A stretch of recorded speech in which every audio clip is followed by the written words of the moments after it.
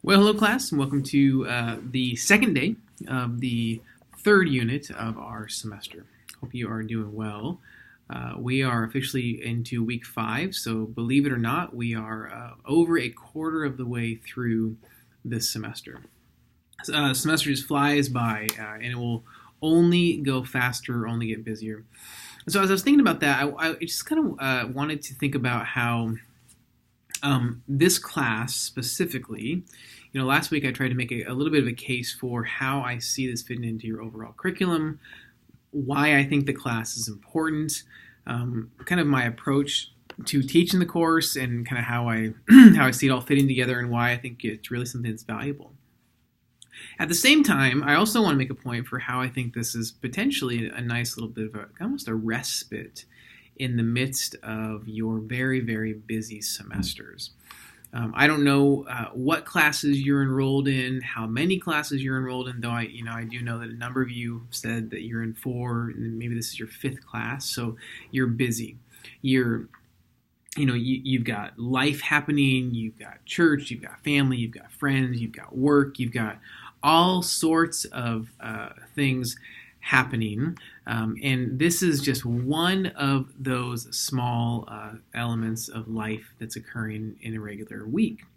But I hope that even though we do have a lot of work to do and we do have a number of things that need to be accomplished, I hope that you will also feel, and maybe even are feeling, that this is a bit of almost a respite, right? A little bit of a rest for you in the midst of all of that really kind of, some might say chaos, just the crazy life that happens. I remember working full-time, being in graduate school full-time. In fact, I worked full-time and did graduate school full-time on 3 separate occasions, actually 4 separate occasions. So, finished a number of programs, and it didn't get any less busy. In fact, the more times I went on, the more kids I had. And so I don't know your specific situation or scenarios, but I can at least relate to the fact that life is busy. And I hope that in the midst of all that, as you're reading new content, as you're in these books, even as you're thinking about the assignments, I hope that you're finding this to be, not something that you would view as cumbersome or laborious, but something enjoyable. I was thinking about the content of the class, the books specifically, and I've been very intentional with the selection of texts that we have in this class.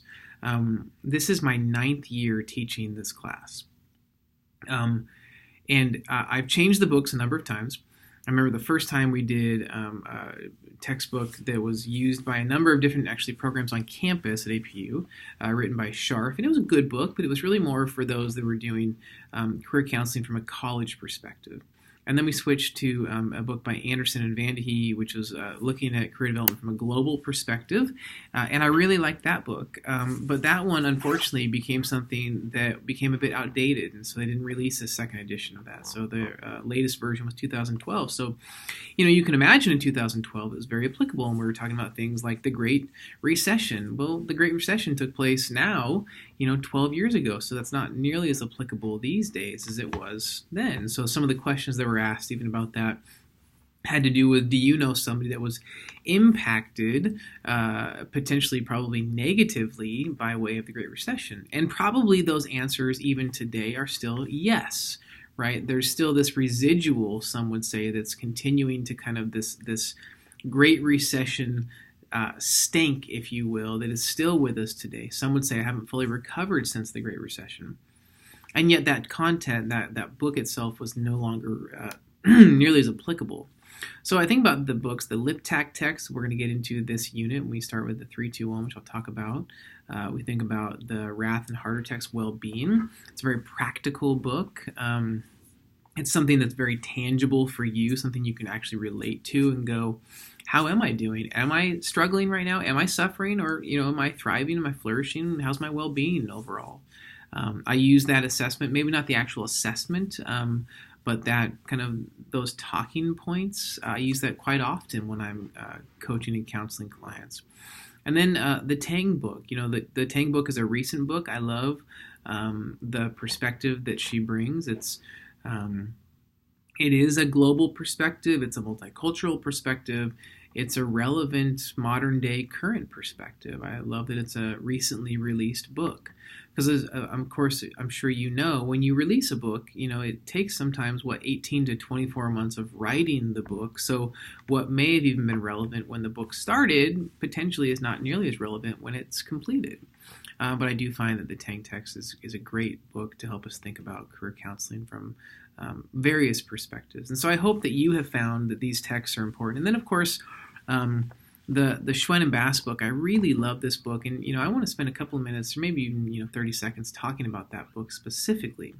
What I love about it is it gives us a really, I think, well-rounded, holistic perspective on this idea of calling, on vocation, on living a life well. We've kind of taken over this idea of vocation these days, and we have misnamed vocation, or we've misnamed occupation as something that we are now calling vocation. Those are completely separate things, right? So vocation, really kind of going back to the doctrine of vocation from Martin Luther, a really kind of a theological and philosophical approach to work and identity, and this idea that we're not necessarily called to a job, we're called to be somebody, right? We're created to be somewhere, we're wired to be somebody, to live a certain way, to have different strengths and skills and abilities and interests. And I love this idea that we each have one calling, but it shows up in multiple expressions. And I think that that's what Schwen and Bass, the editors, do so well by bringing this great gang of authors together to write some really thoughtful pieces. And so as you're reading that text, and that's not the main text, but that's the heart of a lot of our conversation, the hope is that you will look at that from various perspectives, and it will inform the way that you think about career development, and career development will inform the way that you think about vocation. In fact, for years, I used to simultaneously teach this class, so career development theories and techniques, while I was also teaching understanding vocation in a changing world. And what I would do is, as I was teaching this class, I would continue to have some sort of a book related to vocation and calling. So this is the latest iteration. I've gone through multiple iterations. I used to give a choice for students to choose books, and those were great. I loved the books and the choices they were given. But what I love about this edited edition, this book, Schwen and Bass editing this book, is they bring a lot of those same voices together, and it's just kind of these shorter essays. So I'm bringing in vocation to talk about career development. And then in the vocation class, I'm bringing in career development to talk about vocation. Because I'm of the mindset that we can't just kind of isolate only vocation or only career development, but we have to talk about them more than just kissing cousins, right? They actually have to be part and parcel, one and the same. Because we can't ignore the spiritual component, if you will, right? So we're going to talk about from a faith-based perspective, but even this kind of the psyche, the spiritual aspect of humans, we can't ignore that. We can't ignore this sense that there's something more to life than what we do, right? You hear stories, not all of us are football fans, but Tom Brady, arguably one of the greatest professional football players, quarterback of all time. And even he said after, winning multiple Super Bowls and being married to a supermodel, his take was there has to be more to life than this. Right? There's this insatiable desire for more. How much is more? How much is enough? Just a little bit more, right? There's always, I need more, I need more, I need more. And yet, when you think about it from a faith perspective, we can believe, I can believe that more is settled in the person of Jesus Christ, right? So in salvation through him, and he gives me identity and purpose. And so we're all looking for something, and so I want us to think about that from that perspective to kind of bring into the overall conversation as related to career development. So that's kind of the big idea of how and why I've chosen those 4 books, and I hope that you find them enjoyable. I typically hear from students like, one of the things you'll do at the end of the semester is, what did you think about career development when you came into the class, and what do you think about it now? And students will oftentimes say, I just took the class because I wanted to, get the LPC, and I didn't really think much of it and thought it was going to kind of be a waste of my time and, all these different reasons.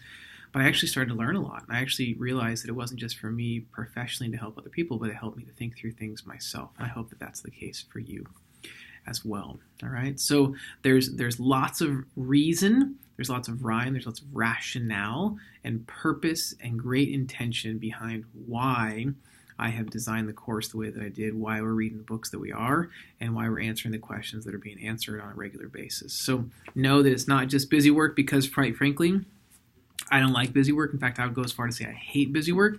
And one of the primary reasons I hate busy work is because if I give you busy work, that creates busy work for me.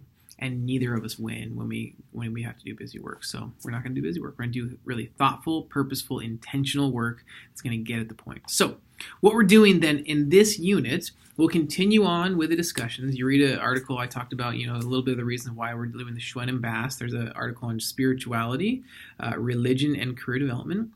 What do we know when we know a person? Those are 2 articles to read through. Optional discussion. Then you have 3rd Schwen and Bass discussion. Again, remember that the specific chapters you're to read are listed in Appendices A, and then you're going to respond to the initial questions by Sunday night at midnight, and then you will engage back and forth with 2 of your classmates on their posts between the end of the first week of the unit and the end of the second week of the unit, okay? So your post comes by the end of this first week, and then you engage with 2 classmates by the end of the second week, okay? So it is not on if someone responds to your post and then you write back to them. This has to be on somebody else's post, okay? Somebody else's initial response, all right? We have the 3rd case study, so you're familiar with case studies. And then we have our first exercise. This is a very specific exercise, and this is something that's actually for you personally. So you'll see where it's from. It's out of the Tang text. All the exercises will always be out of Tang. And you will then be responding personally as you would. So there's a number of questions you have to think through. You have to, sometimes write some things, draw some things, sometimes a combination thereof. That is for you to actually do yourself. And then the last thing we have is going to be the LipTak 321. And this is out of the LipTak text, which I would say that this LipTak text, the case, I'm sorry, what's the title? I want to bring it up here. The treatment planning book. Go back to my office. All these books are all career leadership related, but the treatment planning and career counseling book, I love this text because I think it's so practical. In fact, at the end of the course, you'll be given a chance to play career counselor, and you'll have to actually replicate some of what you see in this book. And I think it's just such a useful, practical, helpful book. So as we get into this unit, we're going to start practicing, start thinking about what is it out of this book. Okay, so you're going to list 3 kind of aha or takeaways, kind of these items that you took away from LipTak. What are 3 things like that was really? And these are short chapters. But they're jam-packed full of content. So what are 3 things that are really meaningful to you? What are 2 questions that you still have, okay? And again, related to this book. And then what's one item that is something that could be immediately put into action? Like, what's an actionable item? Something I can go to work, I could do in a therapy session, whatever it is, I can put into practice literally tomorrow. So 3 takeaways or ahas, 2 questions, and 1 actionable item, okay? And then that's due the end of the first week of the unit they're assigned. And in my second video of the unit, which I'll come probably Monday or Tuesday of the following week, and I'll respond to a number of those questions. So ask really practical, thoughtful, helpful questions, and then I will respond in voice as opposed to typing a response in email to some of those questions, all right? So that's where we're going. So 3, 2, 1, based on LipTak. We have our first exercise, which I think you'll find very valuable. Our 3rd case study, our discussion from Schwen and Bass, some articles, and of course this video. The last thing I want to say is these videos. And I know I've saved it till the end. I want to just reiterate how important these videos are for you to watch. I can give you all sorts of stories about people that didn't watch them. I can see the analytics that shows who, not necessarily who watched them, but how many people viewed them. So if I have, upwards of 30 students in class and 7 people watch them, well, that tells me that not everybody's watching the videos. And then it also is indicative of who's doing well in the class or who's missing points. So these videos are important because I give a lot of information. I give a lot of clarification. I give a lot of detail on assignments. And so again, I know I waited till the end of this, but you need to watch these videos, or you at least need to listen to the videos. I don't care if you don't watch them necessarily, I don't care if you see me, but I want you to hear my voice. I want you to hear my words, because this content that's going to be shared is very informative. It's very helpful for you to know what's coming. And I give updates and insights, and it's really helpful. So please make sure that you watch these videos. All right? That's it. That's all I've got. Have a great week. Have a great unit, and I look forward to seeing you online.